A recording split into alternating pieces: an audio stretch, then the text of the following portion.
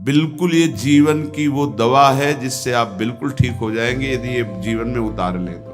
हृदय में लिख लो, दिमाग में लिख लो, किसी नोटबुक में लिख लो, जो आप रोज स्वाध्याय करें। बिल्कुल विश्वास मानिए, ये 4 बातें जो बता रहे हैं ये जीवन की धरोहर है जो आपको दे रहे हैं। सदा रहो अलमस्त, नाम की धुन में हो जा मत वाला, निरंतर नाम। क्या फर्क पड़ता है, एक एक शब्द ये अमृत है, ये जीवन का सार हम आपको बता रहे हैं। मन से लड़ने की ये युक्तियां हैं जिससे साधु अपने मन को भगवान में लगाकर शांत करता है। जब आप इन 4 सूत्रों का प्रयोग करके मन को भाव में ले आएंगे तो यही मन जो आपको रुलाता है यही नचा देगा। ये 4 बातें बहुत जल्दी मन को प्रभु में लगा देंगे। अगर आप पकड़ पावे, ना पकड़ पावे तो भोगे। फिर आपका मन आपको जलाएगा, फिर आप रोएंगे, चिल्लाएंगे, भागेंगे। कहां भाग के जाओगे? जो संसार में फंसे हुए जन है वो तो भाग के यहां आ रहे हैं श्री जी की शरण में। यदि आप अपने मन को संभाल नहीं पाए तो फिर कहां भाग के जाओगे? इन्हीं की शरणागति से तो निर्विकार हुआ जाता है, निश्चिंत हुआ जाता है, निर्भय हुआ जाता है। इनके चरणों को छोड़कर कहां निश्चिंतता होगी, कहां निर्भयता होगी? पहला, बिल्कुल ये जीवन की वो दवा है जिससे आप बिल्कुल ठीक हो जाएंगे यदि ये जीवन में उतार लें तो। हृदय में लिख लो, दिमाग में लिख लो, किसी नोटबुक में लिख लो, जो आप रोज स्वाध्याय करें। पहला, जहां जहां मन जाए, जिस वस्तु व्यक्ति स्थान में, तत्काल अपने प्रिया प्रीतम की भावना कीजिए। ये राधा वल्लभ लाल जी है। क्योंकि ये व्यक्ति पहले भी नहीं था, बाद में भी नहीं रहेगा। बीच में जो व्यक्ति दिखाई दे रहा है ये व्यक्ति नहीं, मेरे प्रभु है। वस्तु नहीं, मेरे प्रभु हैं। ये स्त्री नहीं, ये प्रभु हैं। ये पुरुष नहीं, ये प्रभु है। ये पापी नहीं, ये प्रभु हैं। ये महात्मा नहीं, ये प्रभु हैं।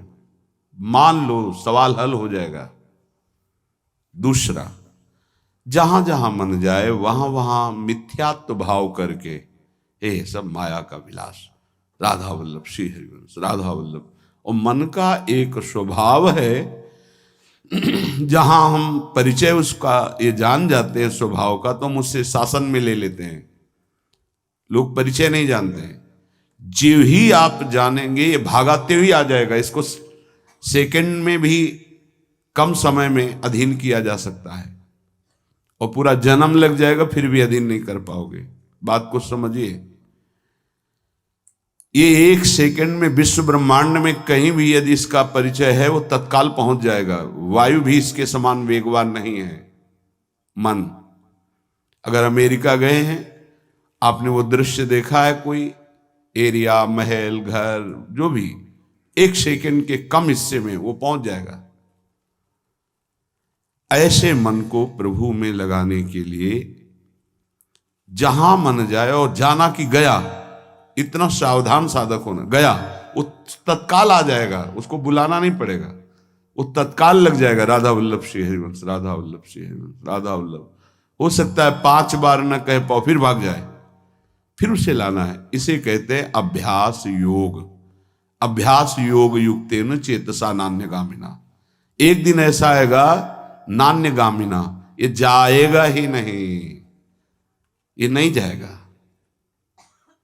फिर दिव्य शाश्वत परम पुरुष की प्राप्ति इसी से हो जाएगी।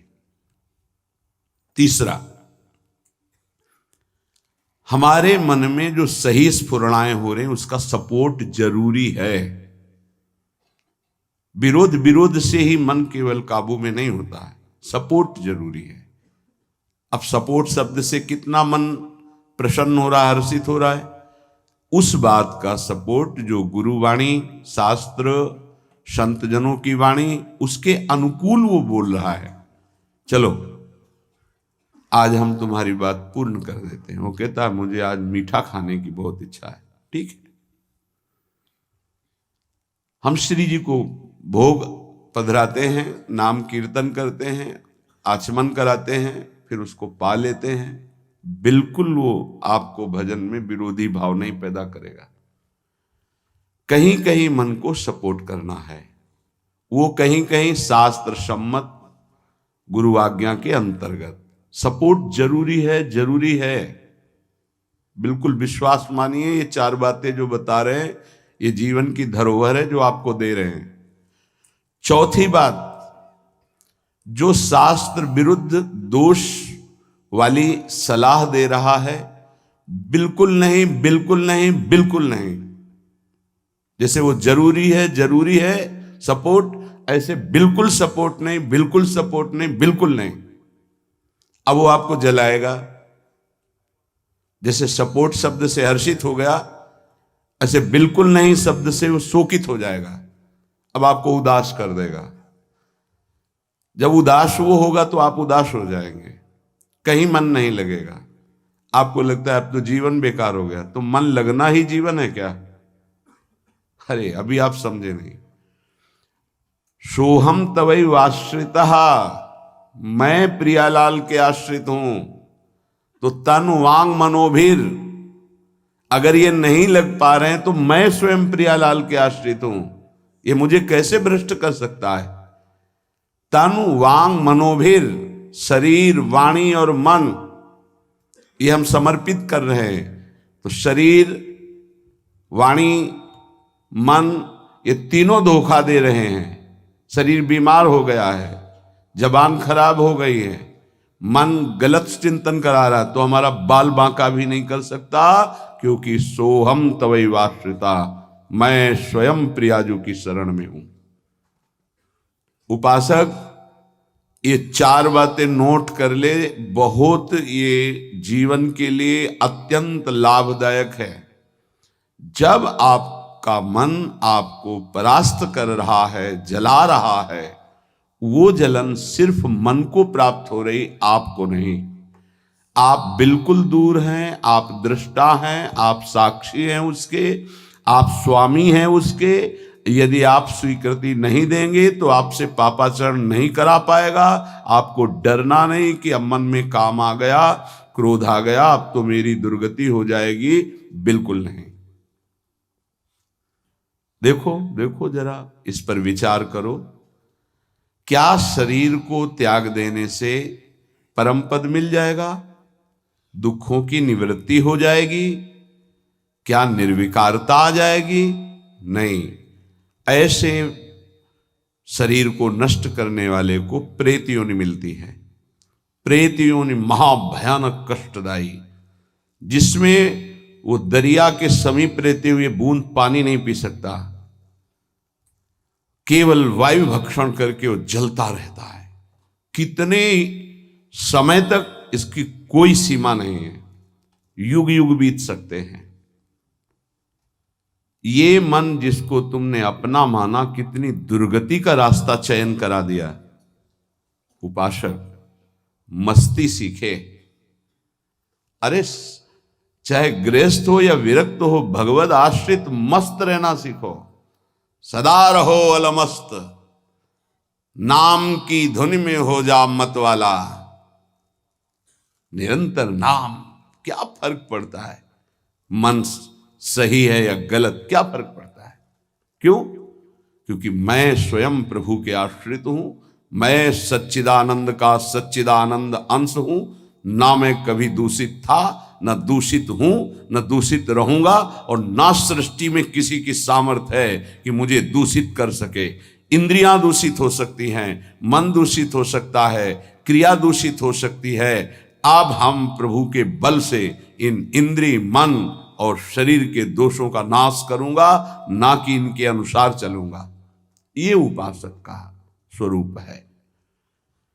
व्यथा इंद्रिय प्रमथन स्वभाव वाली, मनुष्य प्रमथन स्वभाव वाला, इनके मथित होने पर, मनमथ नाम है काम का, वो इनमें बैठ करके ऐसा प्रमथन करता है, ऐसी व्यथा उत्पन्न करता है कि साधक का तदात्म भाव होने के कारण वो असहनीय हो जाता है और वो गलत संकल्प और चेष्टा में उतर जाता है। इसी को सह गया सो महापुरुष। यम ही न व्यथयन्ते ते पुरुषम पुरुषर्षभ। हे पुरुषों में श्रेष्ठ अर्जुन, अर्थात वो पुरुषों में श्रेष्ठ पुरुष है जो प्राप्त व्यथा को सह जाता है। इंद्रिय मन के द्वारा विकारात्मक पीड़ा को बिना किसी से राग द्वेष किए चुपचाप सह गया, ये भगवान की विशेष कृपा उस पर। हमारा मन क्या बुद्धि के साथ सोचवाता है कि जब हमें जो काम सताया, लोभ मोह ममता जो भी, हमें वो तत्काल मिल गया और हम शांत हो गए तो सौभाग्य समझते हैं। दुर्भाग्य है उस उपासक का जो चाहे और उसको प्राप्त हो जाए, दुर्भाग्य है उसका। सौभाग्यशाली वो है जो चाहे और ना मिले और जलता हुआ सह गया, उसे वो चीज मिलेगी जो त्रिभुवन में किसी को किसी साधना से नहीं मिलती।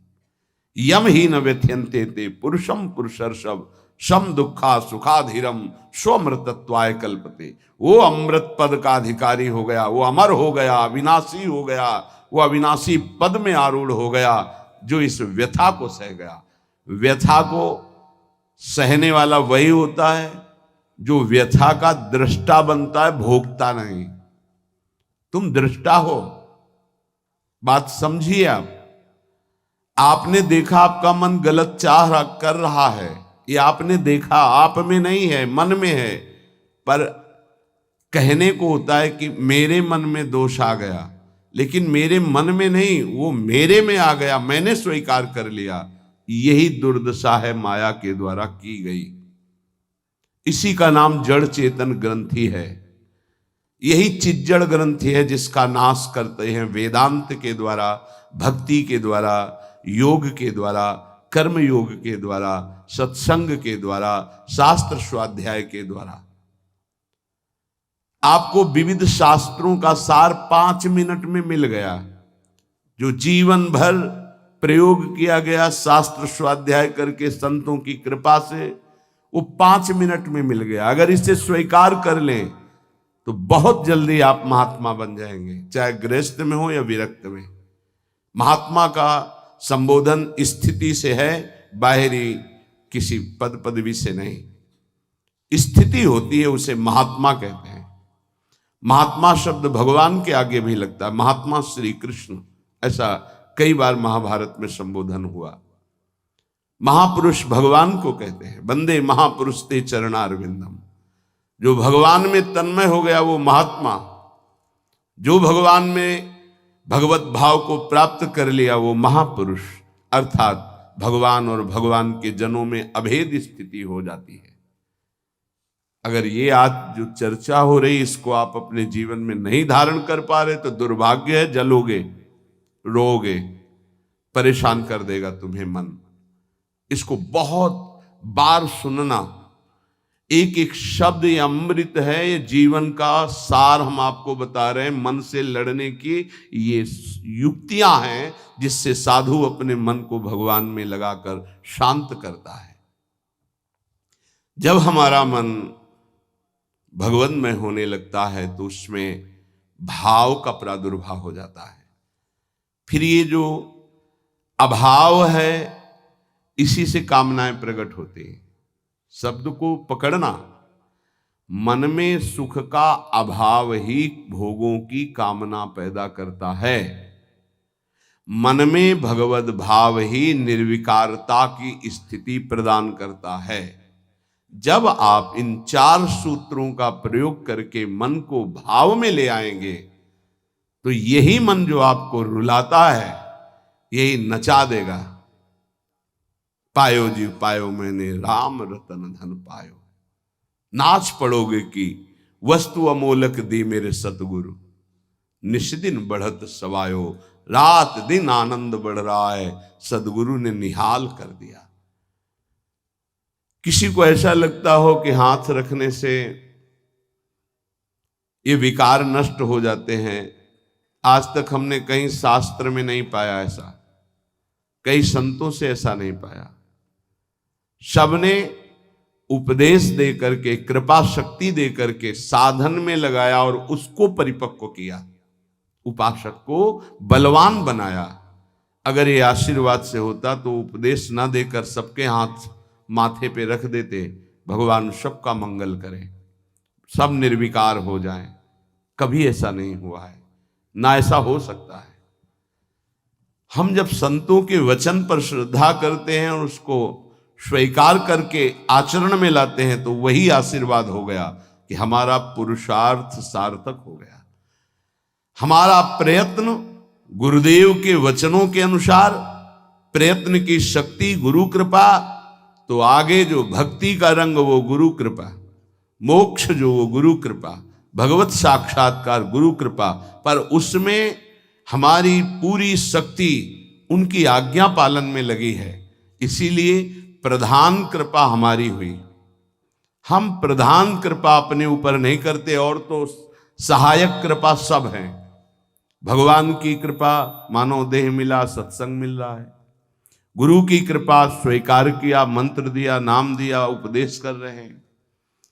शास्त्र कृपा हमें सुलभ मार्ग, भगवत मार्ग, उससे नाना प्रकार के बचाव पक्ष की बातें, उसमें आसक्त होने की बातें दोनों बताई गई। परमार्थ में कैसे आसक्त हुआ जाता है, परमार्थ में कैसे बचा जाता है, शास्त्र कृपा भी है। अपनी कृपा हम नहीं कर पा रहे हैं। अपनी कृपा, अब हमको इस संसार समुद्र से मुक्त होना है, डूबना नहीं, इसमें पार जाना है। अब मुझे वही करना है जो मेरे गुरुदेव कहते हैं, शास्त्र कहता है। अब इसके विपरीत नहीं, ये अपने ऊपर कृपा हो गई।